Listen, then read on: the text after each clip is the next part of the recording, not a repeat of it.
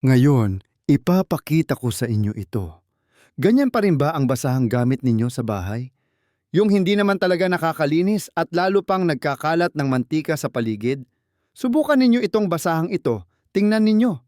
Isang punas lang, tanggal agad ang mantika. Napakaganda ng kakayahan nitong sumipsip ng tubig at dumi. Gawa ito sa natural na hibla ng patola, kaya napakalambot at ligtas gamitin. Panghugas ng pinggan, panglinis ng kalan, sasakyan o kahit anong gamit sa bahay.